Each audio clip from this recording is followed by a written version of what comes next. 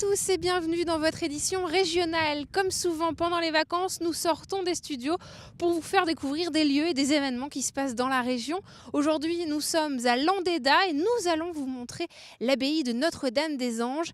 L'abbaye participe avec 12 autres abbayes au premier printemps des abbayes bretonnes. On en parle dans un instant, mais tout de suite, les reportages de la rédaction de ce lundi 30 avril 2018. Il l'a fait. Le jeune Gabin, du haut de ses 10 ans, vient de parcourir à vélo les 617 km de Paris jusqu'à Brest. Tu es là, comme disait l'autre, tu es un héros. Un défi dédié à la recherche pour la mucoviscidose, d'où cet accueil en fanfare à l'INSERM, l'Institut national de recherche médicale. Oui, je suis vraiment impressionné quand je vois un petit gamin de 10 ans comme ça qui est capable de faire des journées de 100 km de vélo. Ce samedi midi, après avoir franchi le col du Roc Trédudon, il faisait une pause pique-nique à Sizun. Et à seulement 37 km du but, Gabin, originaire de Hédé près de Rennes, ne semblait pas du tout fatigué. Parce que quand j'étais petit, par exemple au camping, je prenais un tout petit vélo et puis je disais « je vais faire le Tour de France ». Mon grand-père, il a fait 3 fois Paris-Brest-Paris, du coup c'était bien pour lui. Pour l'accompagner sur les routes, il a pu compter sur son père et son grand-père, Papilou, qui connaît bien ce parcours. Il paraît-il que je l'ai influencé en racontant mes souvenirs de Paris-Brest-Paris. Je ne savais pas que je pouvais refaire ça. Le petit, il est remarquable, quoi. Il est jamais, très rarement, on va dire, essoufflé. Bien sûr, quand il y a une côte, il fait un petit effort là, mais il récupère très très bien juste derrière. Et puis, il arrive au terme des étapes. On a l'impression qu'il pourrait continuer comme ça pendant encore plusieurs dizaines de kilomètres. Un défi d'une semaine qui a réuni toute la famille, puisque sa maman et sa sœur jumelle Lila jouent les voitures balais et les attachés de presse en camping-car. C'est un gros défi vu que c'est la première fois que je conduis un camping-car et puis en plus il est assez imposant quand même. C'était l'occasion de vivre une aventure tous les trois générations ensemble. Gabin, petit roi du bitume, est fier de son pari réussi. Même s'il dit que ses copains d'école s'en fichent, il garde en tête son rêve de courir un jour le Tour de France. Exprimer de nouvelles identités, renouveler, diversifier, bousculer les idées reçues, c'est le credo du Festival Urbaine. 3 semaines durant lesquelles le rendez-vous met un coup de projecteur sur les pratiques des jeunes, comme ici le skate. Ça va dans tous les sens, des cabrioles, des retournées, des explosions. Non mais sinon on a les figures de base, donc le ollie, le manual, le nose manual, tout ça, avec les pieds bien écartés sur la planche, ça marche toujours mieux, voilà.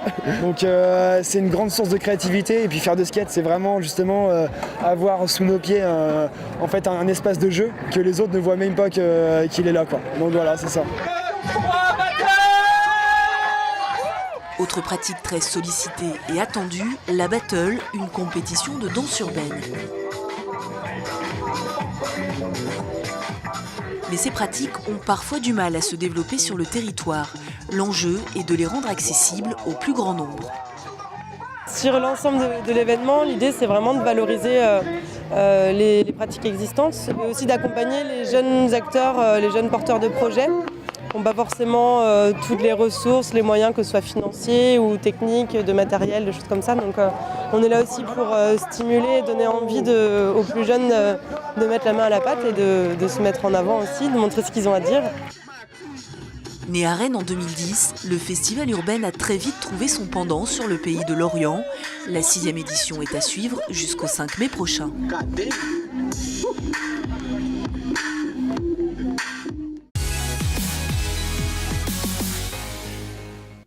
Le corps de Stéphanie Tanguy a été retrouvé dans un plan d'eau à Plougonvin dans le Finistère dimanche peu après 18h. C'est un habitant qui a prévenu les gendarmes après avoir découvert un sac de victuailles dans sa propriété. Le matin, sa famille avait organisé une battue pour retrouver cette Saint-Martinoise âgée de 40 ans.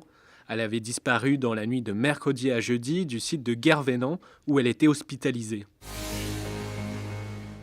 Un convoi de ruches mortes. Des apiculteurs ont quitté ce lundi le Faouët dans le Morbihan à vélo et à bord de camions remplis de colonies d'abeilles décimées par les pesticides.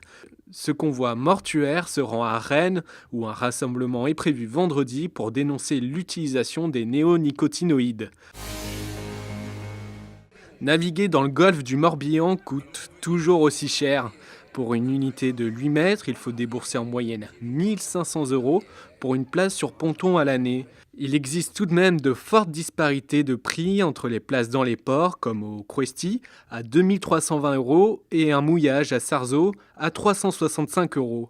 Encore faut-il être assez patient, les délais pour obtenir une place se comptent en années. Le Tour de Bretagne se termine ce mardi et l'écart au classement général est toujours aussi serré. C'est bien simple, après 6 jours de course, les 5 premiers se tiennent en une poignée de secondes. Bien heureux celui qui saura prédire le vainqueur sur les pavés de Dinan lors de l'ultime arrivée du Tour. Les sportifs ont sué pour la bonne cause dimanche à la Rando Muco de Belle-Île-en-Terre. Au total, 5818 marcheurs, coureurs, vététistes, motards et cavaliers étaient sur la ligne de départ. L'association organisatrice, Pierre Le Bigot Mucoviscidose, avait récolté près de 700 000 € l'année dernière.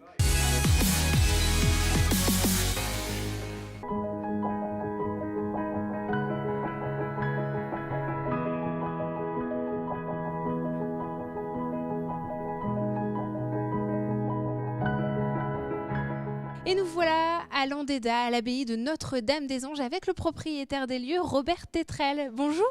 Bonjour. Merci de nous accueillir ici. C'est un plaisir. Votre abbaye a été fondée en 1507, le premier dimanche du mois de mai. Ça sera donc demain l'anniversaire de cet endroit. Et alors depuis, que d'histoire, le lieu a été évidemment un endroit religieux, mais aussi une résidence secondaire, un restaurant, un hôtel, jusqu'à aujourd'hui où vous vous êtes lancé dans la restauration de cet endroit et vous lui avez notamment rendu son toit à cette abbaye. Racontez-nous. Eh bien écoutez, en fait, on n'était pas avec mon épouse complètement décidés. Et c'est la DRAC, la Direction régionale des affaires culturelles, qui nous a incités à faire cette restitution. Et donc, on a suivi ses conseils. Et vous vous êtes lancé dans ce... maintenant bientôt 10 ans qu'on a commencé cette restitution de l'abbatiale. Et donc, vous êtes lancé dans ce chantier un peu pharaonique, on imagine? On ne se rendait pas compte. C'était beaucoup plus important qu'on ne l'avait imaginé. Vous savez, au début, on pense qu'il y a, voilà, il faut une charpente, une toiture, un peu de mur, voilà. Mais c'est très compliqué, c'est très long. Donc là, la rénovation du toit est terminée. Il va y avoir les vitraux aussi qui vont bientôt arriver. Voilà. Donc aujourd'hui, on a fait ce qu'on appelle l'enveloppe. Donc on a terminé, maintenant on va s'occuper des intérieurs. Et on a commencé par une exception, quelque chose d'assez rare, qui sont les pots acoustiques. Vous avez ici, à Notre-Dame-des-Anges, 120 pots acoustiques, qui fait peut-être le bâtiment de France le plus équipé en pots acoustiques. Ces pots acoustiques, juste en quelques mots, expliquez-nous ce que c'est. Parce que c'est effectivement une particularité. Quelques mots, c'est compliqué. Oui, mais... Alors en fait, ce sont des absorbeurs, c'est-à-dire ils absorbent le son. Et ils ne renvoient qu'une note, un son. Voilà. Donc en fait, c'est des outils pour garder au chant ou à la parole sa pureté, parce que quand une onde sonore percute les murs et tout ça, elle rebondit, elle perd en énergie, et donc ça fait des harmoniques qui sont peu agréables. Donc là, les vitraux bientôt, le chantier devrait être terminé quand à peu près? C'est une difficile question. Nous avons toujours beaucoup de retard. Nous espérons faire une première ouverture l'été de l'année prochaine. Alors le lieu est ouvert, mais vous espérez en faire un centre culturel, si j'ai bien compris. Alors le but, c'est de réinstaller l'abbaye dans son environnement. C'était, comme vous l'avez dit, un lieu religieux, ouvert à tous. Nous sommes heureux de pouvoir envisager de faire un lieu culturel ouvert à tous d'ici 1 an ou 2, quand toutes les étapes seront franchies. Et on imagine que pour faire des travaux comme celui-ci, il faut un peu d'argent. Vous faites appel à un mécénat, des dons? Comment vous fonctionnez? Racontez-nous. Oui, on a fait quelques mécénats. On a eu d'ailleurs beaucoup de succès auprès des grands-mères qui ont donné un peu d'argent pour marquer les noms de leurs enfants, petits-enfants sur les ardoises. Il y a à peu près 600 familles qui ont laissé leur ardoise ici. D'accord. Mais sinon, en fait, la vérité, c'est que c'est les subventions qui nous permettent d'assurer la charge financière, une large partie. Donc, d'une part, les subventions d'État avec la DRAC, et d'autre part, la région qui a un but touristique à travers cette abbatiale pour développer à l'économie de la région. Et sinon, c'est nous, pour aussi une très large part, malheureusement. Ça sera le chantier de votre vie, on imagine. Ah oui, ça, je crois que si on en réchappe, on sortira épuisé. Merci beaucoup Robert Tétrel, en tout cas d'avoir partagé avec nous ce chantier titanesque. On va continuer tout de suite l'exploration de cette abbaye de Notre-Dame-des-Anges.